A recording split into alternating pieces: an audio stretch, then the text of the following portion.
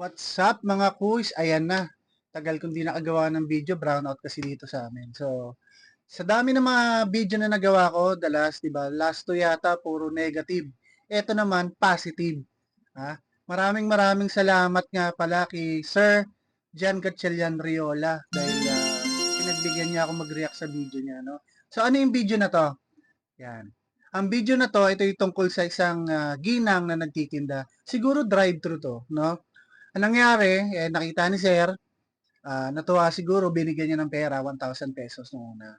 So, tuwan-tuwa yung ginang dahil binigyan siya ng pera. Nagulat siya kung bakit nagkaganon, di ba? Parang, ayun nga, birthday pa pala niya.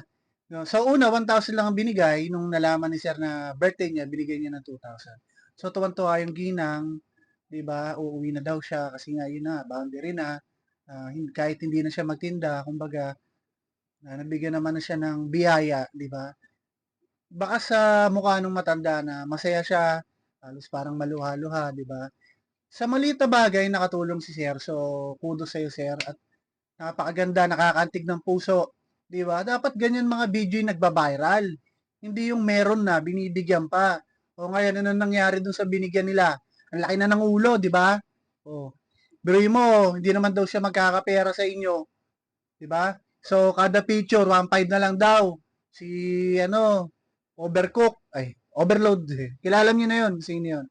So, balik tayo dito sa video. Yung si nanay, sinabi pa niya na meron siyang PWD na anak, kaya uwi na siya. So, masaya na siya, di na siya mapapagod sa buong araw, di ba? Nakakatuwa yung video dahil merong mga taong nagbibigay ng tulong sa maliliit na tao, di ba? So, yung may nakita rin ako na comment, dapat hindi mo na binidyo yung binigay mo, di ba? Galunggong din tong nag-comment. So, ulitin ko, minsan kailangan mo ipakita na nagbibigay ka. Hindi para maghambog, para mabigyan din ng parang enlightenment yung ibang tao na magbigay din sa nangangailangan. So, yung 2,000 na yun, worth it ibigay sa kanya. 'Di ba? Kasi sobrang saya nung matanda.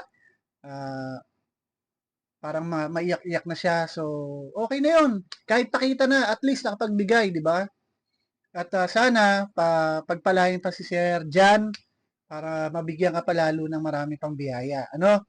So, kung sa akin din na mangyayari 'yon at kung meron din ako, literal na magbibigay din ako kasi siyempre, nasubukan ko din na walang-wala. Nasubukan din namin na magulang ko ng walang-wala. So, maraming salamat at hanggang ngayon, buhay pa ako, nakakaraos pa ako. Kaya walang bibitaw, di ba? Walang bibitaw. Kaya natin 'to lahat. Kaya maraming salamat ulit at abangan nyo ang mga susunod kong video. Sana umabot na to ng 200 followers. So, siguro magti-trip ako kahit magpaparapol na lang ako, no? Kahit mga maliit na bagay lang, GCash lang, siguro kung Wow! 100 pesos sa 5 tao, siguro pwede na yun, no? Mapagpasaya lang, di ba? So, yun lang. Kung lumaki na ang ating community, itong Kuya Mo Omar, kung lumaki na, lalaki na natin ng premyo. Gusto nyo, bayat lupa eh. Ako muna bigyan nila.